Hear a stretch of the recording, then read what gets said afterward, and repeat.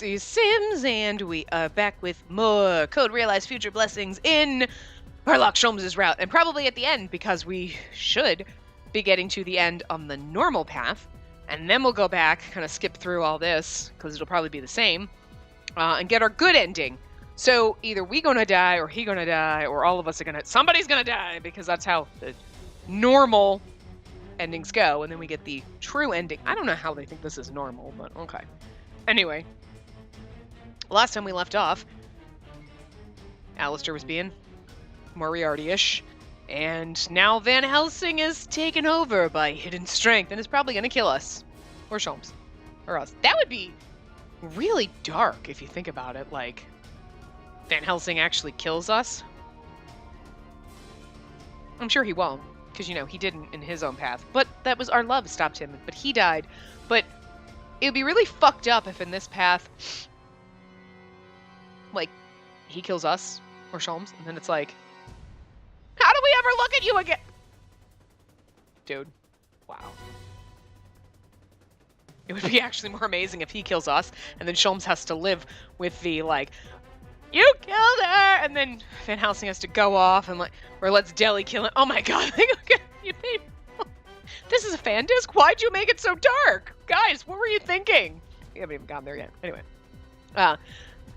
Okay, so Moriarty stops right there and takes something out of his chest pocket, showing it to me. It's probably the pendant thing. Yep. A pendant? It was one of Finis's belongings. Perhaps it is a keepsake of his. A red gem that shines faintly. The color is the complete opposite, but it has a luster similar to my horologium. The moment it came close to me, the horologium pulsates intensely.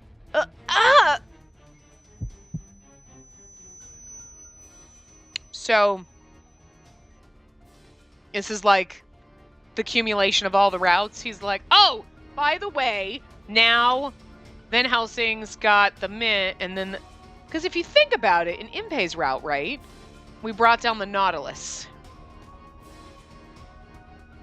In Lupin's route, we brought down the Nautilus.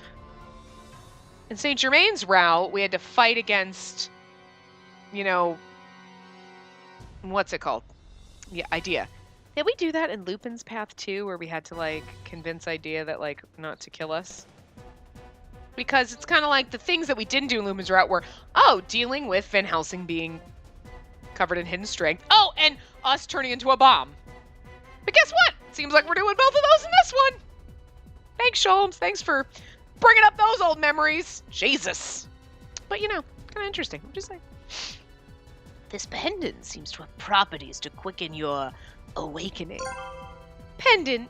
A pendant that pairs with the horologium. It is embedded with a brilliant red gem and becomes the key to awakening the horologium. Okay, technically we did do this in Lupin's path, if you think about it. But it wasn't like but it wasn't the queen using us like a bomb. That's... So, okay, yeah, technically this still happened in Lupin's route. It was just hidden strength didn't happen in Lupin's route, so Van Helsing didn't become a murder machine. So that you, who wears a human skin, can cast away that skin and become a true monster. I could scarcely believe it until I saw it myself. Ah! Ooh, look at the room. It seems that Finis's words were true. I felt like the scorching heat of molten metal being poured directly into my chest. It felt, oh, sorry. The feeling of my poisonous blood pouring out of my chest, bubbling and boiling. Unable to withstand the agony, I collapse. Spacey! Without calling for help, without crying out in pain, my consciousness falls into darkness. The end, we died? That was fast. We could have done that. In the, like... I'm sure that's not the end. But I was like, damn, if that was, it's like, oh, we could have done that, like, 10 seconds in the, like, whatever. Now then. The preparations were complete. Carrying the collapsed Spacey, Moriarty begins walking to the back. I'll be going ahead, Holmes. Come after me once you kill Van Helsing. Sorry, I just had to sneeze out of nowhere. That was a shock. Clicking his tongue as his nemesis walks away, Sholmes makes a grimace. The entirety of his plot is not yet apparent, but what he can deduce for certain is that he, the Napoleon of crime, Moriarty, doesn't have a single reason to return her back safely. Damn it! I was going to settle everything myself to avoid this very scenario. It'll all have been meaningless if she's harmed. He jumps up and begins running. But as if to restrain him, countless shards of shrapnel rain on him. Hey! Are you alright, Holmes? That may be a bit of a stretch. Son of a bitch! I heard rumors of the human weapon back in my military days, but... What is that monster? We're far outside of the realm of ever being able to defeat him. That's the power of hidden strength. Stimulating the subject's trauma unlocks a limiter of their brain, allowing for power far beyond human limitation. An inhumane technique researched by Moriarty himself. Huh? You mean a technique to turn people into monsters? No wonder none of us could get through to him. Right. Although it was only once I fought with someone who was under the influence of hidden strength before. My words were futile for someone imbued with madness. She rampaged until the very moment her body was destroyed. All I could do to put her suffering at ease was to kill her. Hey, you couldn't mean... Van Helsing and Watson exchanged gunfire. There you are! Van Helsing, wow. We'll talk later, Watson. Here he comes. Watson's marksmanship is top tier. Sholmes is also confident that his skills in martial arts are world class. Even so, it was mere child's play in the face of their opponent. Before them, the ultimate weapon of the United Kingdom, Abraham Van Helsing. Ow! Damn it! What are we gonna do, Holmes? Hiding is only delaying our being turned into Swiss cheese. Yes, I am well aware. My brain as a detective calmly tells me of our situation. No matter my calculations, it's impossible for us to defeat Van Helsing. I hate that they just call him Helsing. It's Van Helsing. It's Van Helsing. That's his name, dude. Jeez. If there's an opening, then... He is being forced to fight due to Moriarty's hypnosis, using his own trauma against him. Analyzing his words, it is a trauma caused by his family being killed. If we could somehow use that... Family... Watson? Then there's one thing I can do. Partner, leave this to me. Van Helsing, my big brother! I'm so glad you're alive! Oh my god, I knew it! It's his little brother all along! Not his love child, it's his little brother. Oh my god. Watson grins brightly and Sholmes points his thumb up in response, and then... Watson slowly comes out, bracing himself as he stands motionless atop the rubble. Listen really closely, Abraham Van Helsing. The one who killed your family was me. As if in response, Van Helsing's pupils dilate to their widest. It's a fierce look warped in hatred that one would hesitate to even look at. You're the one who killed my mother, my brother. Ha! Struck a chord, eh? All right, if you hate me that much, take me down. What do you think you're doing, Watson? You're going to get yourself killed. What do I think I'm doing? Something that I decided on long before I stormed in here. They defeated the villain and lived happily ever after. The only way to end the new Sherlock Holmes series. His cheeks, arms, and legs are struck by the deadly shot, sending his body flying. He rolls from the fierce impact of the blast, stands, points his gun, and fires. This cannot be! Guys, they can't just all die! What the fuck? Even as the human weapon draws nearer, paying no heed to the gunshot, Watson never so much as flinches. Go, Holmes. In order to unleash his best friend from the shackles of the past and push him forward. There are countless things I want to say to you. My hands are a little full right now, so hurry up and press forward. Sholmes knows all too well what it would mean to leave Watson here. His incisive brain calculates that Watson's chance of winning is as close to zero as it gets. Even so... Watson, you'd better not die. Can it? A handsome fellow like me can't die that easily. Making a small laugh, Sholmes turns his back to the scene. I'll kill you and avenge my family. The muzzle of the shotgun that connotates death heads his way.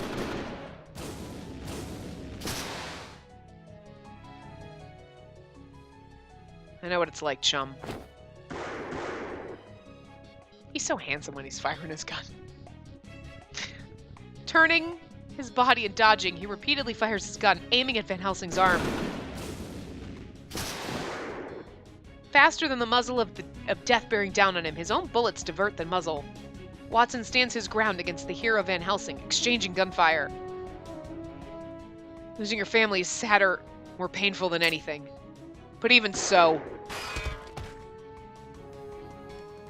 the one who's in the most pain isn't you. It's your family in heaven, watching you lose your mind to revenge. You goddamn fool.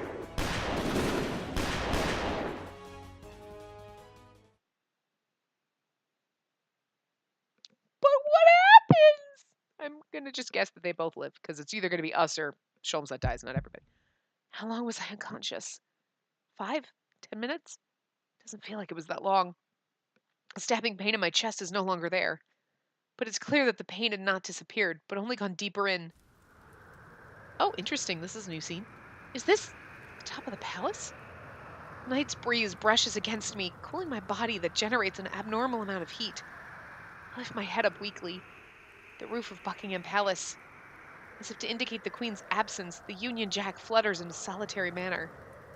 James Moriarty is alone there, staring off at the far cities of London. Behold, Spacey.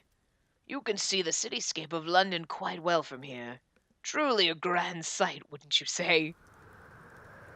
At one of the blocks of Greater London, lights flicker every now and then. That's probably the light from Victor's explosives. I'm sure that Saint Germain, Victor, and Delhi are still fighting there. I look to the sky where many airships dance. Shaking the air from time to time is the sound of cannon fire. And an Impey, Victoria and Lionheart. In that sky, they're battling fiercely against the aerial knights. The light of the battle flickers in the sky on the ground. They represent the sparkles of life of my friends, of everyone who's fighting for me, responding to my call. I have to fight too. The enemy we must defeat stands before me, but...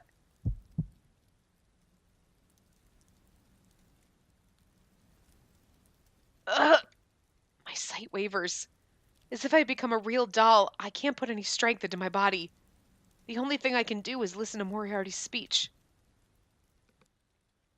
In this city, I met Holmes and fought with him many times. This place where we can see the whole of London where we lived is the appropriate place for our final battle. Why? Why are you so fixed on Sholmes?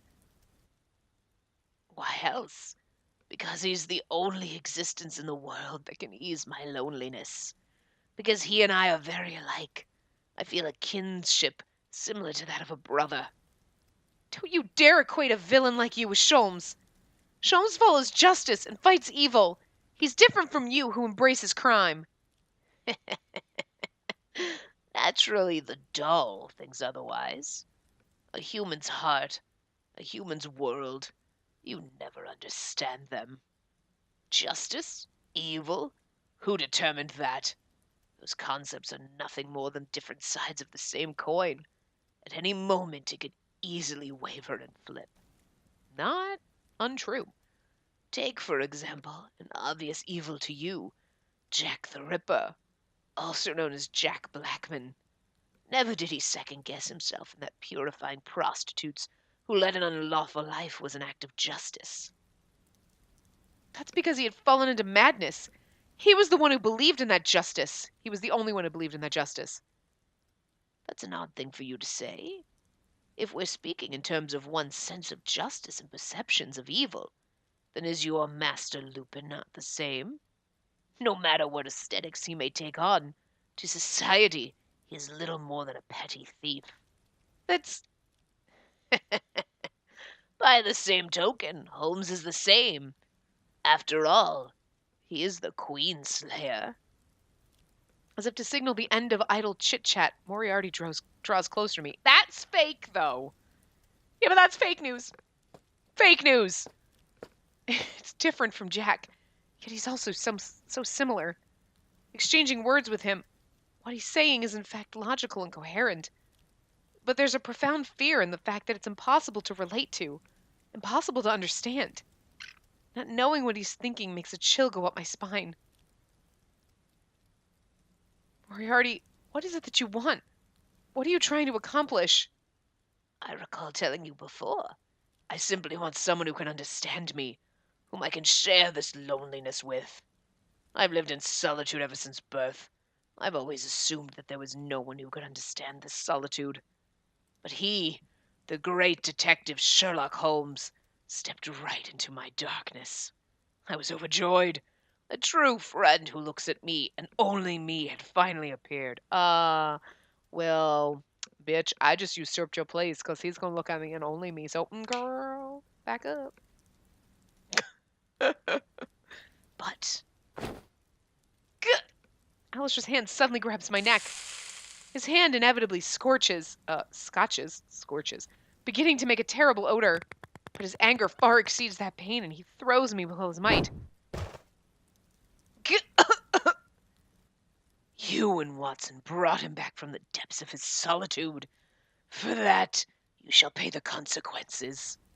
He puts his hands on my shoulders as I coughed and whispered to me with a voice that almost has a kind tone. Spacey, I want you to help me so Holmes will fall into the same place of solitude that I reside. I don't know what you're planning to do, but it's no use if you're planning to take me hostage. Him and I just met recently, so I've no value as a hostage. Yes, of course I understand. Understand what? The man, Sherlock Holmes. Ever since his past incident, he had fears involving others in a case more than anything else. Hasn't Watson told you? Holmes is tied down from his past. No, he is cursed by it. He let his best friend's wife die and closed off Watson's happiness. It's nonsense from my perspective, but that is why he can't overlook this situation. He will most certainly come. But the hostage doesn't necessarily have to be you. It could be anyone. Holmes will come to save them all the same. That's a lie. He's coming to save us more readily. He'd still come to save anyone else, but definitely us. My labored breathing must be due to the horologium's awakening. The reason for this pain in my chest must also be because of that process. But what's causing my vision to blur like this? I was so happy that he treated me like an ordinary girl. I was so happy that he ate my handmade scone even after learning of my poison. I was so happy that he endured the pain from his own body burning, never letting go of my hand. I am probably drawn to him. But what am I to Sholmes?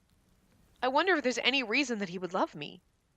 I knew, but my chest hurts. No need to be sad, Spacey. Even if Holmes isn't with you, you have Lupin, Van Helsing, Victor Frankenstein, Impey Barbicane, Saint Germain, Delacroix II. You have so many friends. Even Watson. However, I only have Holmes. So please, won't you give him to me? Moriarty is serious. Words from the very bottom of his heart, so sincere that it gives me chills. But You're insane! I wasn't about to waver against such words. Sholmes is Sholmes. Lupin is Lupin. No one could be replaced. He is not someone who could ever be replaced. Yes, indeed. He's like, oh, that's so touching and beautiful. Besides, don't I have a say in the matter? To be handed over without my consent is against my will. Sholmes, he's covered in wounds, but an intense light dwells in his eyes as he glares at the nemesis before him. That was quite expeditious, great detective. Expeditious.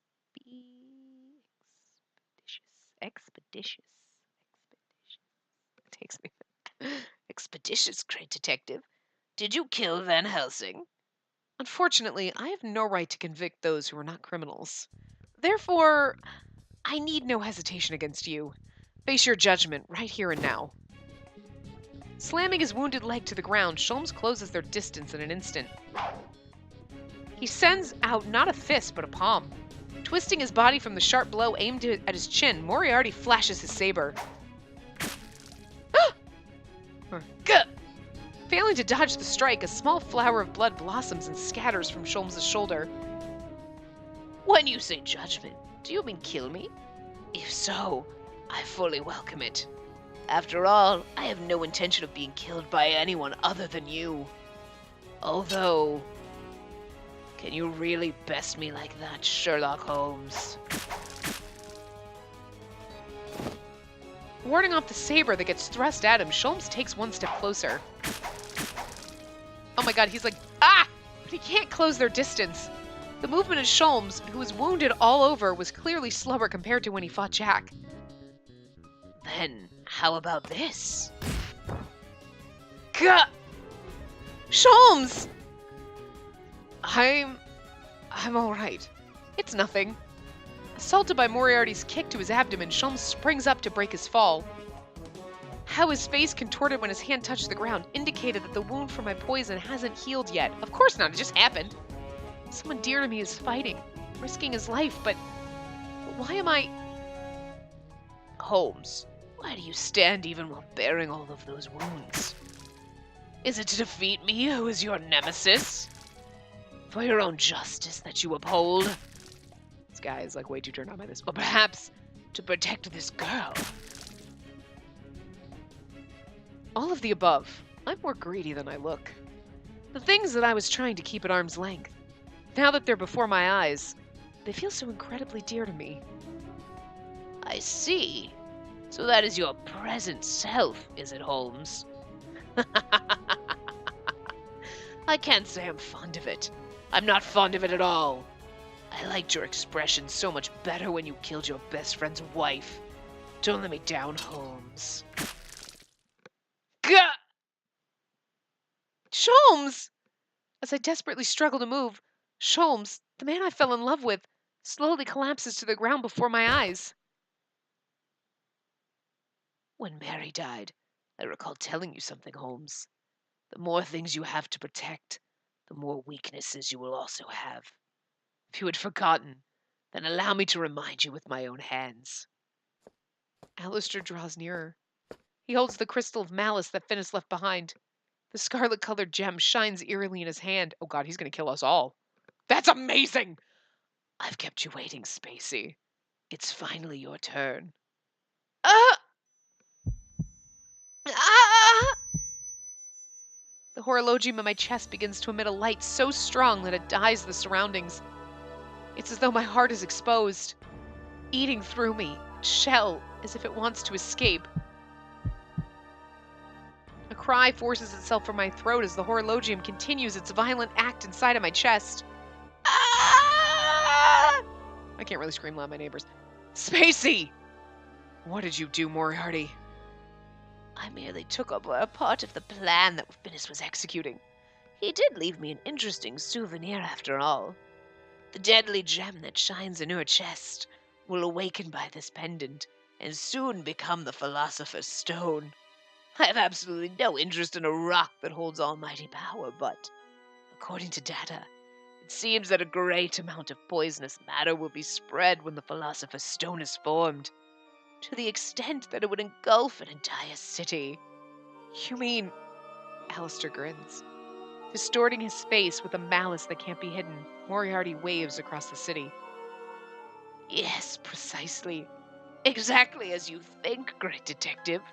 When she becomes a monster, all of London will become a city of death. No one, nothing, will be allowed to live in this city of death, filled with naught but despair. It's almost poetic, isn't it? I shudder. The level of damage would be catastrophic, but the way this man before me speaks so merrily is even more disturbing. I thought about it numerous times now, but I'll never be able to fathom the depths of this man's darkness. My trembling doesn't stop. Do you understand? There's nowhere to run with the poison that engulfs the whole city. If I become a complete monster, you'll be the first to die. And what of it? Watching the city turn to ruin, admiring the spread of death and despair, I'd greet death all the while. It shall truly be a marvelous moment.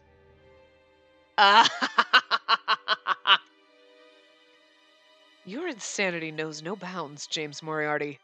Are you planning to take the 2 million citizens of London to their deaths along with you? Dragging his body, Sholmes approaches Moriarty once more. Oh, he's gonna die. His wounded arm hanging at his side, he sends out a leg sweep that brushes the ground. But dodging effortlessly, Moriarty lets out a mischievous laugh and points lightly to me. Holmes, am I truly the one to fight? Even if you kill me, that won't stop her awakening. Then you know what you should do. Your best move in this situation. Surely an intelligent man like you should know well. Who is the one that you should kill? You first, then me. You know who you should kill to save London with minimal sacrifice. Gah! Just stop already! Moriarty grins at my cries, stabbing a glance of amusement at Sholmes, who lay on the ground. Like a tutor teaching his pupil, bending his lips into a grin. Kill her if you'd like. Sit idly by and watch 2 million Londoners die if you'd like as well. The man who takes a firm stand as the hero. The man who takes a firm stand as the hero. The watchdog of the law. Will pull the trigger of ruin with his very hands. There's not a show on earth as wonderful as this. Now make your decision, and cut off the ties that bind you and fall to the same place of solitude where I reside, Sherlock Holmes. You demon! From my throat that gasps in pain, anger and vexation takes shape and begins to overflow. In the far distant city area of London, countless lights flicker like stars. Under each of those lights exists the happiness of the people who live in the city of London, the happiness of so many that I too have seen while living here. Those flickers of happiness that outnumber the stars in the sky, and the undeserving happiness wished for by a monster. The two could hardly be weighed. London's finest detective, Sherlock Sholmes, exposing those who commit crimes and the just judgment and enforcer of the law. Please, I want you to... Don't say anymore. Sholmes's fingertips that trickle blood touch my lips as I try to continue. The scent of burning skin arises for a split second. As I move my body away quickly as if to be repelled, Sholmes forces a smile. If you continue to speak, then let's see. Perhaps I will silence you with my lips. Why? Why do you... I've told you before that you have no need to be ashamed of your own life. Spacey, don't make me a liar. Sholmes's feelings make me so happy. But now's not the situation to be saying things like that. Oh my god, is he gonna die with us? That's romantic. Just like in Lupin's path. Because before us stood the Napoleon of crime, his eyes filled with a chilling cold. Time's ticking, great detective. Will you kill the girl and protect London? No. Then will you bring London to ruin? I will not. What do you suppose you'll do? This crossroad only has 2 paths.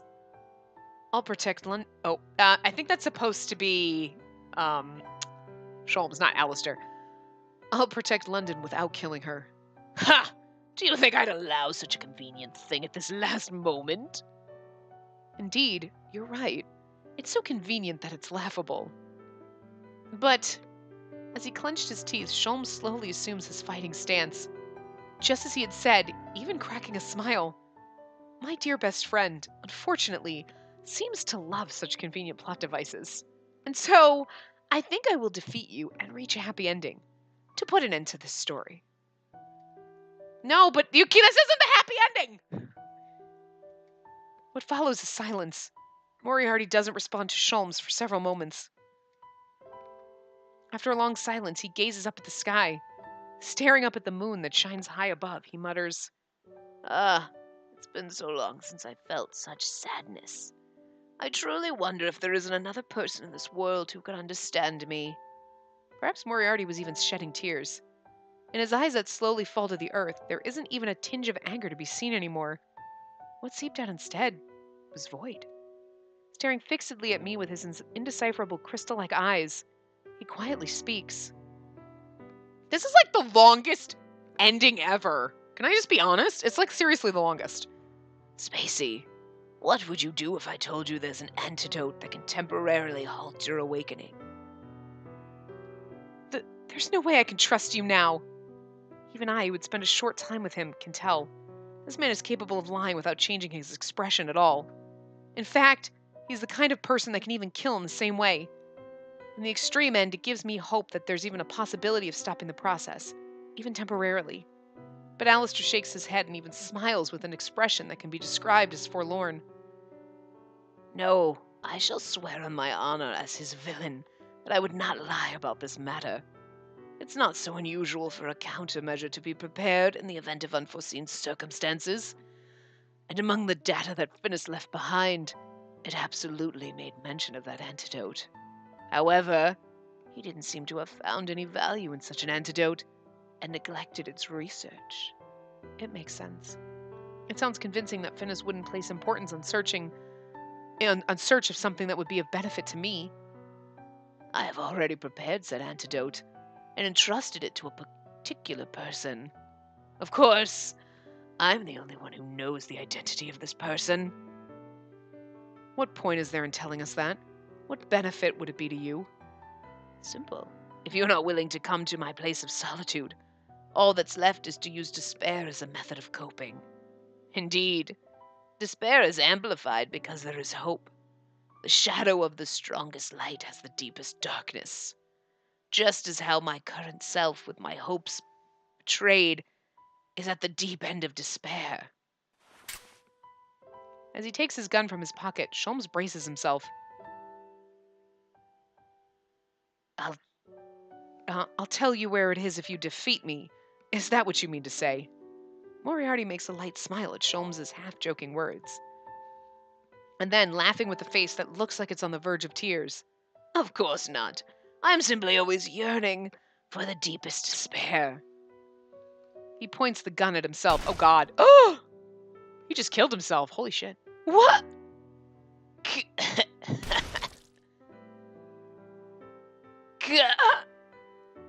No! Now, it will be impossible to get the answer out of me. What will you do now, great detective? Moriarty, you... Yes, that's right, Holmes. For so long, I wanted to see that face.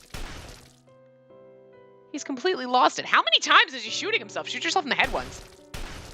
I think he'd be out of bullets, as he shot numerous bullets into himself. This will do. I'm taking you and 2 million people down with me. I'm not lonely anymore. I'm not alone. Those were his last words. Moriarty slowly falls into his eternal solitude. He falls to the ground with a thud. Who could say what he was thinking in his final moments? But there's a side of me that couldn't help but feel sadness for his passing. Why did Moriarty say such a thing? There's much to consider about his death, but let's ponder that later. Right now, there's something we need to do first. Yes, you're right. Matter hasn't been resolved at all, and in fact, has only gotten worse. Holding down my pulsating chest, I desperately look around. Moriarty said there's an antidote that stops the awakening, but isn't there a possibility that it was a lie? No. Judging from his personality, there's a correct answer, putting aside whether or not we can arrive at it. All right, then let me think. Because Sholmes said so, I have to believe in those words, too. As I endure the dull pain, I think about a way to protect this city. This is supposed to be the normal ending! Someone's supposed to die! We're not supposed to have a happily ever after! The ticking of the second hand pounds in my head mercilessly. Do I have 10 minutes left? 5 minutes? Or perhaps the next instant. The time when my body turns into a complete monster. The time when London turns into a city of death. We're not going to come at the answer. It approaches with each passing moment. It's an inevitability at this point, no matter how much we lament. Our only hope is the theoretical existence of the antidote that Moriarty mentioned before he died. If Moriarty entrusted it, would it be one of the Twilight soldiers? Or perhaps someone far removed from Twilight? It's no good.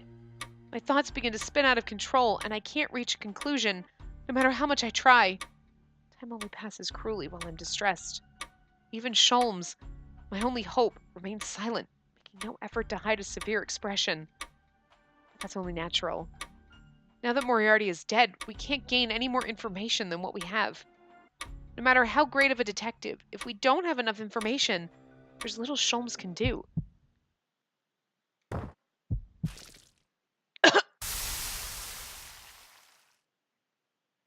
Spacey! I'm fine. My body slowly tilts. As my knee hits the floor, blood starts trickling from my mouth, making small holes begin to form. Even so, I wipe the blood from my mouth with a smile, not wanting him to worry. Then, along with a blood-curdling sound, my glove that touched the blood melts and falls. That can only mean one thing. That even the clothes I wear with the anti-poison solution can no longer withstand the poison. Oh, I'm going to be naked soon. That's scary. Ah! Don't look at me! That was the grim truth of the matter. Anyway, for now, stay back. I throw out the words at Sholmes as he rushes closer to me. Please, don't get any closer. I stagger, my bloodied hand touching the floor, which melts away in an instant. If I touch someone with this body, they won't even last a minute. I'm not even allowed to ask for help from the dear person before my eyes. If I don't want to hurt him, I'll have to distance myself. Truly, to the bitter end, I really am a monster of deadly poison.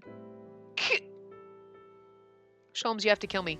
As I stagger unsteadily, I approach Moriarty's body and I hold out the saber that lays next to his side, to Sholmes. What do you think you're doing with that? Answer me! I'm asking you, what do you think you're doing with that? His look of anger, the raising of his voice that I see for the first time, strikes fear into me. It makes me a bit sad to have caused him to make such a face. But more than that, the fact that I'll probably never be able to see that face again makes me even sadder. I thought I told you before to love yourself more. I know. Thanks to your words, I was able to consider loving myself at all. Then, that's why with my own free will, I was able to feel the desire to want to protect the city and you, who I love. Please understand. Stop this silly talk. Do you really think I would let you do something so selfish? But isn't it something you tried to do too? You didn't want to hurt anyone. You didn't want to involve anyone, so you tried to end it all on your own. It's the same. I smile at him. If I listen to any more of his words, my weak will is likely to waver. I don't want to die, I start thinking. I sigh and collapse to the ground, not letting him say another word. Ever since I was born, I've only ever hurt people. Even the wonderful mother and daughter whom I got close to for the first time. Even the kind detective who bound my sin. And right now, I'm about to hurt this dear city that accepted someone like me.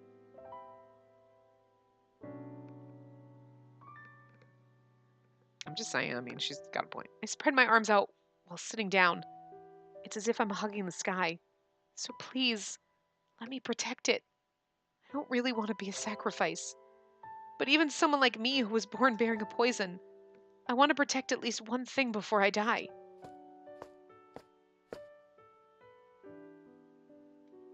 Sholmes doesn't answer. He only bites his lip. And his pained expression as he picks up the saber, oh my god, he's going to kill us. Oh, that's going to hurt him so bad. Speaks on behalf of what he wanted to say. Really, look at me. The so-called great detective who couldn't even save the one girl who loved him. The sword that he held slowly and carefully aims for my chest. Farewell, Spacey. You can resent me all you please. I don't resent you at all. In fact, I hesitate on whether or not I want to say this next line, but ultimately unable to hold it in. Watson said that the feeling of loving someone doesn't just end after the person is gone. So, even with knowing how much those words will tie him down like a curse, I speak my last words with the shattering sound of the flower of my chest. That was overly poetic because it didn't make a lot of sense, but anyway. Farewell, Sholmes. Even in death, I love you.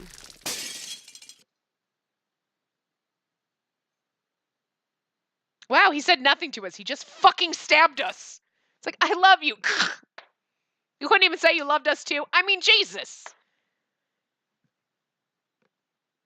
In the unopened newspaper, there are the usual everyday articles. Criticism toward the infeasible policies, a report about a fire, a classified ad for something or other. I slowly trace over it with my eyes, feeling a sense of nostalgia even now. That incident was only a month ago. For the majority of people, I suppose it's something unrelated to them. I let out a tired sigh as I closed the newspaper. It's been about a month since the Queen assassination incident executed by the Special Intelligence Agency Twilight. I suppose that speaks volumes about the public's attention span. Even that incident that shocked the entire country was now confined to a corner of the paper. As I walk closer to the window, I throw out a glance. The buzz of the pedestrians that pass by, the engine sounds of the automobiles, the light layer of steam and the children that run down the streets. If I look downstairs over the window, the familiar city space of Baker Street meets my eye. The city of London was peaceful again today. A peaceful daily life no different from before. Perhaps everything was a dream, I'm even led to ponder. But there's no way that it's the same, because she's nowhere to be found now. Like an ethereal flower, the sweet girl lived here at this agency, but for a brief few days. Ephemeral. I wonder if Watson felt like this when he lost Mary. If that's the case, then the punishment of being forced to continue living after the loss of someone dear seems an appropriate one for me. I shake my head a little and look over at the flower pot that was placed next to the window. But there's no way that I'd be able to find a four-leaf clover. All right, time to go. It's almost time for the request. There's no time to kick back here. As I made my awry smile, I knock on the door next to mine. Now then, let's go, my dear Watson. We can't keep the cases waiting. Obtaining something dear, then losing it. But even so, the world continues on as if nothing happened at all. It won't bring salvation to mankind, but I will continue to bring judgment to evil. To continue protecting the city in her stead. At least we died. So we're going to continue. Oh god, what fucking save data was it? Was it this one? We'll fucking figure it out. I'm not sure which one it was. Where we're supposed to... It is! Yay! Okay, so now so that was the tragic normal end. Now we're going down the amazing good ending. Yay! Yes, I do. I think I probably love Sholmes. There's a movement of my heart that I've probably never had within me before. The emotion that was forbidden by Father. To think about that important someone, and the yearning to feel that person's warmth. It's such a warm, wonderful feeling. But even if I do love him, that's probably not a feeling that I, who carries a body of poison, should wish for. I cast my eyes down, staring at the ground. Okay. I knew it was only going to be slightly different, so... And now we get to skip through... Well, not that much. It's not like we have to skip through as much. We just have to skip through chapter 4. And then chapter 5.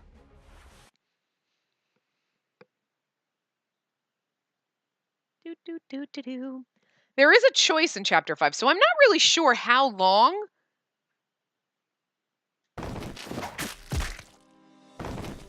Oh! Our choice makes sense now. Because I'm like, I don't understand. Okay, so, I mean, we're going to get there anyway. But our choice, the answer that we're supposed to pick is Moriarty.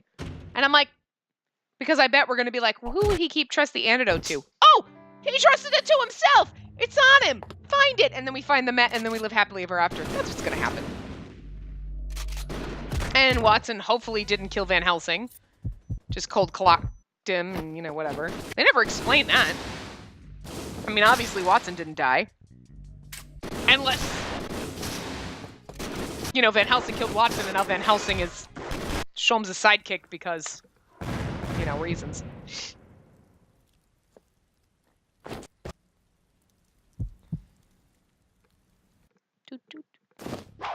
This part might go a little over an hour because this is the longest ending ever. I can't believe it took like over an hour just to get the normal ending.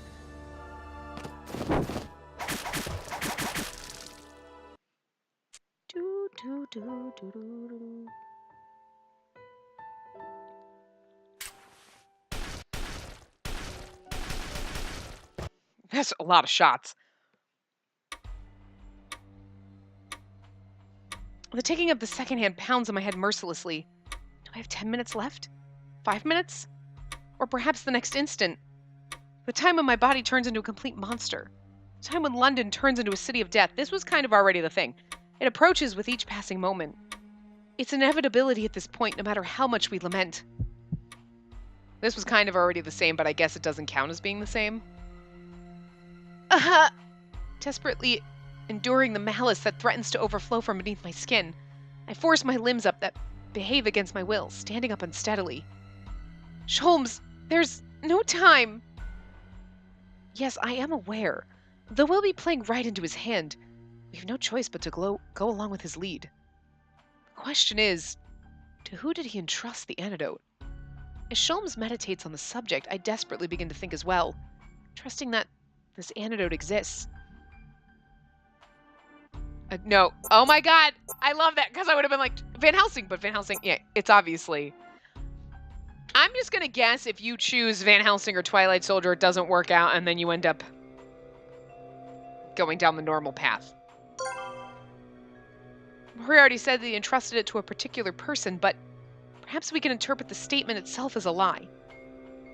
He never believed in anyone else but himself from the beginning to end. Then I get closer to the deceased Moriarty and begin searching through his pockets. No, can't find it. A spare monocle, a pen, a notebook. Only unrelated miscellany and not a single clue. Sholmes lightly puts his hand on my shoulder to calm my panic. So it would appear that he didn't have it on his person. Right. But you might not be far off. Ultimately, I couldn't find it. Time nears its end, even as we strain our brains for a solution. At this rate, it really will...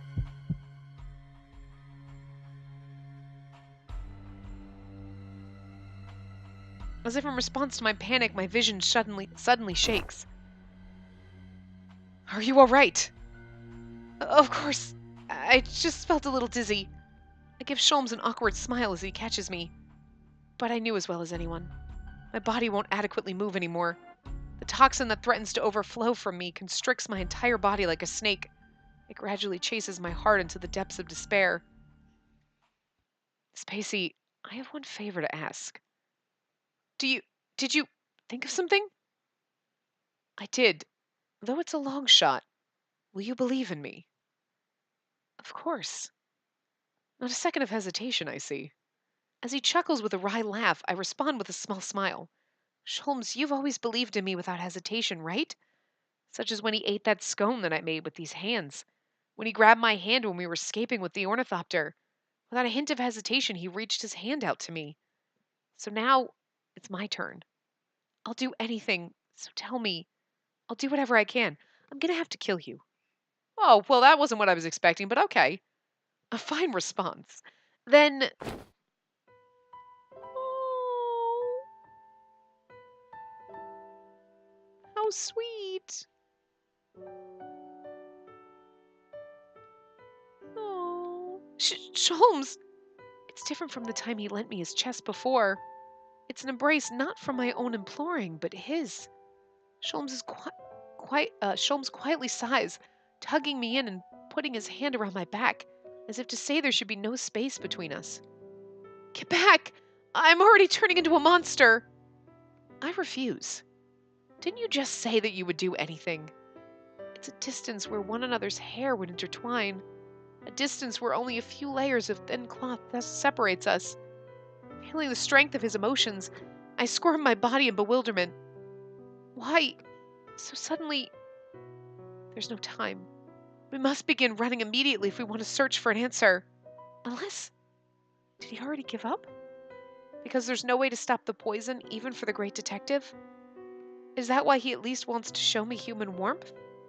As I shrink from the chilling surmise, Sholmes mutters quietly, "Listen to me, Spacey. Ever since I took away Watson's happiness, I've only ever thought about defeating Moriarty. Even on Tower Bridge, even when I was surrounded by the mob, I was actually planning to settle things with him no matter the cost. Even if it meant your life? Yes, precisely. But whenever I thought about you, I couldn't help but want to cling to my life." Aww. Really now, I wonder what this feeling is. The world-renowned great detective who can't even deduce the feelings of his own heart. Truly appalling. As Sholmes laughs in self-ridicule, he gently brings his cheek closer to a place where it barely touches. "Spacey, would you know the answer to this feeling?" "Yes, I think so. Because that feeling must be the same as mine." It was a heart that had sprouted in each other's chests, but it was a sprout that had indefinitely expanded, one that can no longer be hidden. "I see. And for the sake of making that answer clear, you must live on." Sholmes's hand that wrapped around my back touches my shoulder, caresses my arm, traces my spine. This is so cute. Without concern about my subtle trembling, Sholmes suddenly speaks. "By the way, why do you suppose Moriarty pinned us to this situation? Isn't it because he wanted to see us struggle?" "Yes, precisely. When investigating a crime, it's important to put yourself in the culprit's shoes, gazing into the abyss though it may be." With that in mind, Sholmes breathes in as he talks softly.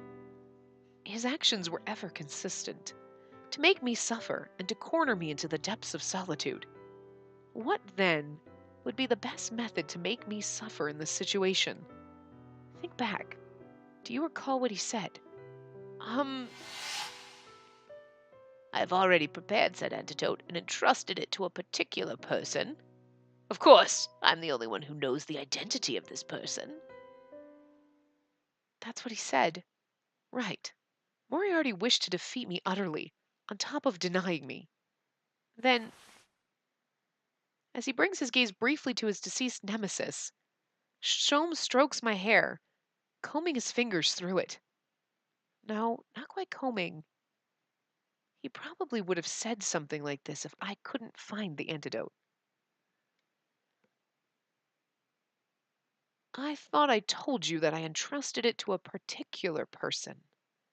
If you excluded her, Spacey, from the choices regardless, wouldn't that be proof, then, that you perceive her not as a person, but as a monster in your own subconscious?" Sholmes's hand that was digging through my hair stopped, and I feel a tickle on my neck. And then, so it was indeed here. Rolling atop Sholmes's palm is a small glass vial filled with a faintly shining liquid. Strangely, the soft light causes my heart to calm down. And what if we fell and cracked it? You'd be like, "Oops! Is this the antidote that Moriarty was talking about? Did he put it there when I was unconscious?" To say that it was right under my nose all along wouldn't be too far off the mark. I never thought he'd entrust it to me. It's very bold, ironic, and an incredibly effective trap. Really, it's so very like you. But I wasn't about to lose either. Doing something unsightly in front of the girl to whom I'm attracted just wouldn't do. As he makes a small laugh, Sholmes opens the vial's lid. Sholmes graciously holds out the vial and a faint, sweet scent spreads. "Here you are, princess." Oh, now you're calling us. I love it. If this isn't the antidote, let's curse Moriarty to our final moments. Right. There's no time to hesitate. As I accept it with shaking hands, I quickly gulp down the contents of the vial. The liquid goes through my mouth, into my throat. The sweet and gentle liquid passed through me and begins to spread around my chest. It was as if the flower of my chest was taking in the liquid through its roots. From my heart that beat joyfully, a brilliance begins to gradually disperse. The blue brilliance that takes away lives slowly undulates and subsides. "Sholmes, Is there anything strange about me? Of course not. You're still your usual charming self. What? Oh, wait. Now that you mention it, there's one strange thing. It seems that your face is redder than usual. What is this? You don't have to do something like that. Although as I make a pouty face, I can't hide my face's loosening expression. The awakening has stopped. The awakening. It may only be temporary, however. But for now, at least, I won't end up destroying London. Thank you, Sholmes. Then with the force as if to drown out my gratitude. Accompanying the frantic sound of footsteps are the stern-faced faces of soldiers. What is this terrible spectacle? You two there, what happened here? What is that? Sherlock Holmes? Holmes? To break into the palace? What are you planning to do now, Queenslayer? Sholmes, this isn't good. My eyes meet his as if to ask for help. He who overcame myriad difficult situations with his resourcefulness surely must have a plan now as well. And then, with a big smile, he speaks in a loud voice. All right then, let's turn ourselves in. Were you not thinking of a solution at all? There are a few measures to take in this situation, I'm afraid. All we can do is leave our luck to the heavens. To the heavens? I let out a sigh and looked to the sky just in case. Then, I'm speechless. Huh. Something colossal, so large that it blocks out the moonlight, casts a shadow over us. Whoa! With a goofy cry, a burning airship comes crashing down. That airship! Could it be? It was probably Lupin and the other ship, but judging from that crash, they're likely already... What? No! An inevitable sacrifice. Let us look forward and continue walking. Who are you? No, who are you? Calling us an inevitable sacrifice. Damn you! I would appreciate it if you did not go ahead and assume we're dead. I fucking love Lupin. I fucking love Lupin! Who are you to call me a sacrifice? I swear to God, I will beat you with my stick, you bastard. Oh, my apologies. I thought it was my chance to finally lose my rival in love. Oh! I love that. Van Helsing and Lupin have a bromance, and they have a frenemy thing. Oh, man, harem's gonna be such a colossal mess. Because they're all gonna be fighting over me, and I'm just gonna sit there and be like, this is cute, I love it. Objecting against Sholmes' nonchalant remark, others start crawling out of the wreckage one by one. Ow! It was a little on the rough side, but we've come to deliver Her Majesty the Queen. A little? Do you think you'll get away with this? What were you planning to do if something were to happen to Her Majesty? No matter how many lives I have, I don't have enough to tag along with this party. Hey, what's going on? Isn't that Her Majesty? And Captain Lionheart as well? Silence, my dear soldiers. In the name of Queen Victoria, I forbid the engaging of combat in this place. And as for what happened to this country, I will now explain. As Victoria declares in a sonorous voice, the soldiers salute. As I watch, I finally weakly sink to the floor. Does this mean that we're saved? Indeed, as Watson would say, and they all lived happily ever after. There's going to be an after, you know there's an after. There's no way that this is just done. There's got to be an after scene. I didn't count all the CGs, so I don't know. Here we go. Oh, look! It's slightly different. Oh, look at him sitting there drinking his tea.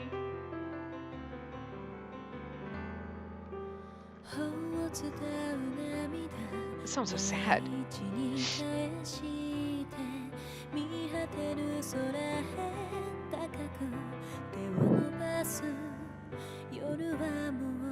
It's so sad to me.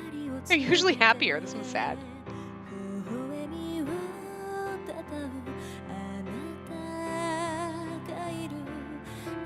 Aww.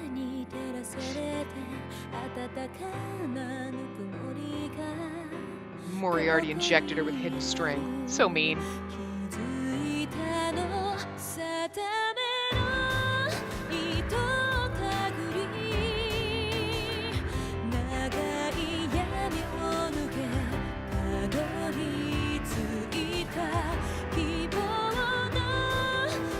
That's from the first game. Kind of looks like the... It looks different, but I mean, there was one in Van Helsing's route, I think.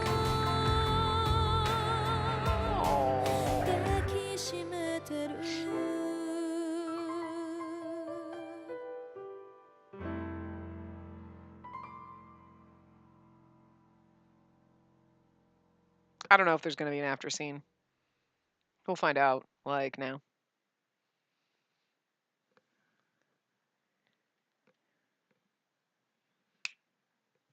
I don't know. Have you heard this story? A love story of a certain man and a girl with a deadly poison coursing through her veins. Ha! Curious, are you? If you'd like, I can tell you. This is a story about my bumbling partner and an extremely reckless girl who would go so far as risking her life for him. Watson. Bloody hell! I can only wonder where they could possibly be now.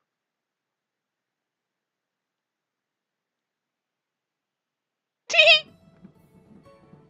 The love story of a certain man and a girl with a deadly poison coursing through her veins.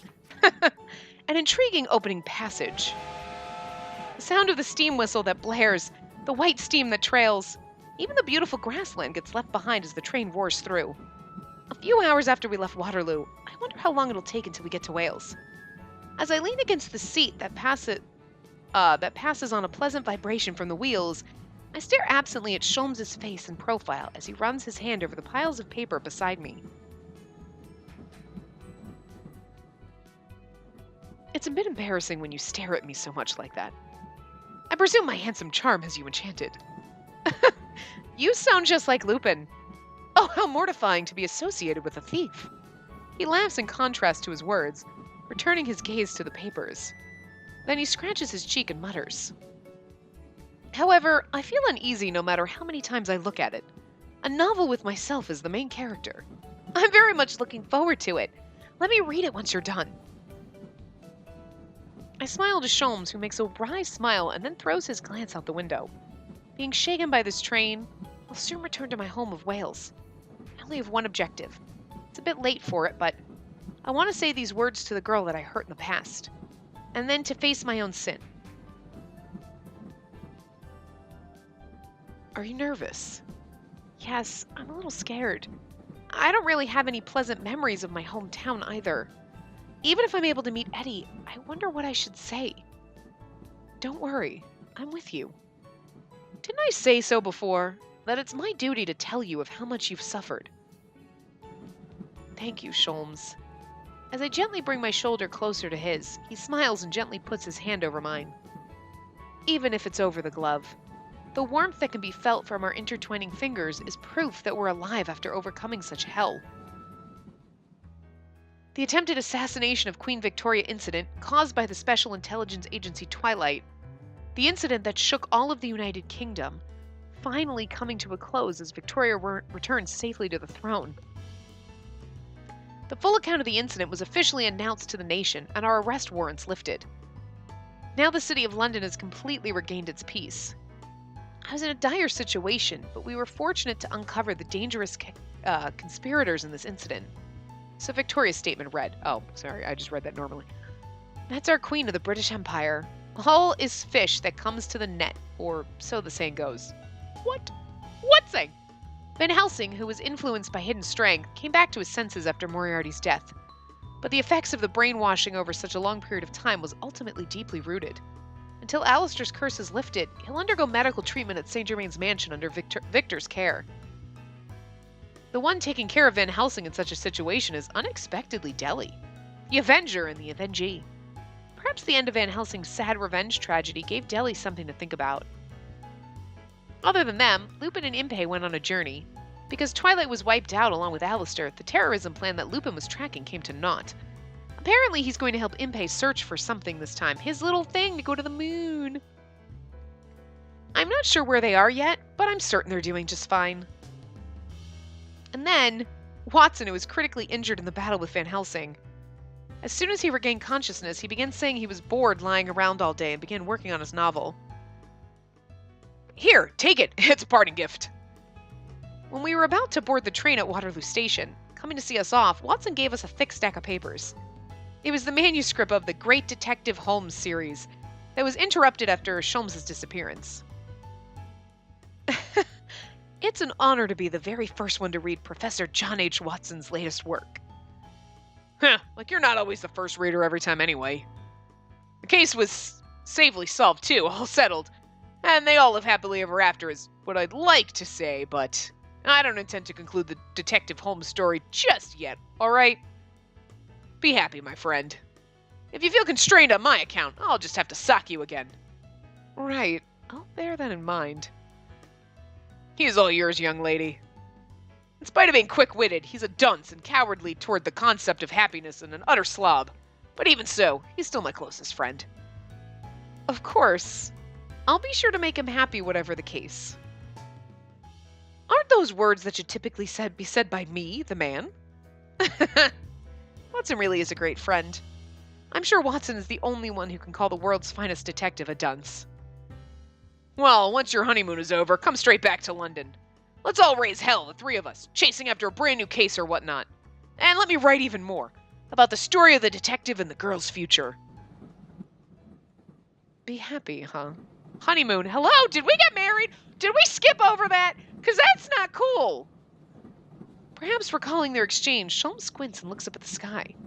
London's sky gradually draws further away. Spacey, is it really all right for me to be happy? Of course. Watson said afterward that if you're still worried about Mary, it's an unnecessary worry. My wife isn't such a narrow-minded woman to deny my best friend his happiness, he said. That's right. Mary was that kind of woman. Sholmes laughs and takes a slightly worn picture from his pocket. It was the picture I saw once before, the same one that Watson had. Watson and Mary smiling happily, and Sholmes, who watched over them with a smile. What is Sholmes thinking about this joyous scene? That happiness will never return. Now a scene of days past. But he puts strength in his hand that overlaps with mine. I smile in response. I will grasp the same happiness as the joyful smiles in this picture, together with you. Oh, look at his sweet face. Oh, we actually look really cute because we don't have our eyes aren't the size of saucers. I know they do that on purpose, but it's distracting. Although we don't have a nose. It's kind of interesting. We're missing part of our nose. I could clearly feel his heartbeat as I lean my head against him. A warmth that feels like it could burn my heart spreads throughout me. The awakening stopped temporarily, but that doesn't mean that my poison is gone. I still can't touch the person I love. I'm still a monster of deadly poison. My feeling of anguish has subsided greatly, but instead, right now I feel a bit vexed. I gently reach my hand up and touch his cheek over my glove and tell him, Sholmes, Watson told me that even if I can't touch someone, the fact of loving them doesn't change. But even so, I still want to touch you.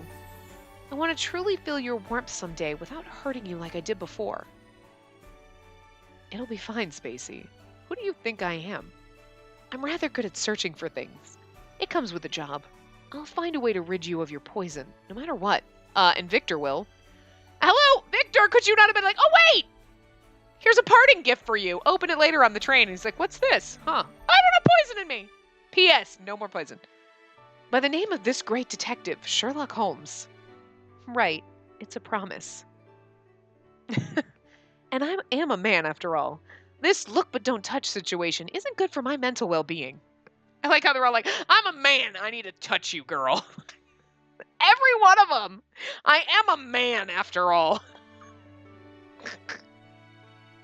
I just love how they have to point that out. Well, yeah. Interweaving our fingers, caressing you, embracing you, kissing you. It would be lonesome being unable to perform such rituals between lovers. Oh yeah, that's not exactly what you were thinking other, but that's okay. He chuckles lightly, taking my hand and letting it touch his lips gently.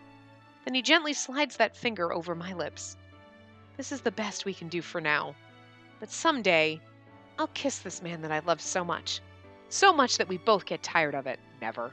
As we laugh together, Sholmes suddenly says quietly, "Ah, that's right. It'll be after our trip, but there's still one job waiting." "Did you get another request?" "From a wealthy married couple this time. Apparently, the blue diamond that they own is being targeted by a certain thief." "Certain thief?" "The gentleman thief Arsène Lupin, the world's greatest thief." "That request might be a little difficult if you're up against the gentleman thief himself." I answer back mischievously to Sholmes' smiling face. "Well, what will you do, Spacey?"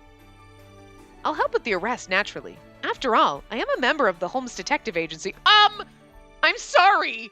We can't. I'd be like, I'm just gonna take a back seat because Lupin is he's my side piece. I can't help you arrest one of our harem boys. You just can't do that. That's not allowed.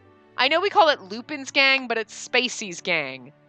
I'm the mama of this mafia party, and you're gonna have to get in line, and you don't arrest one of us. You arrest whoever you want. You don't arrest one of us. When we get back, then, let's go capture us a gentleman thief. The London sky that we see from the train's window is such an unusually clear blue. Putting an end to the past, ridding my body of its poison, there's much left to do. But I'm sure it's far from impossible, as long as I'm with this person I love.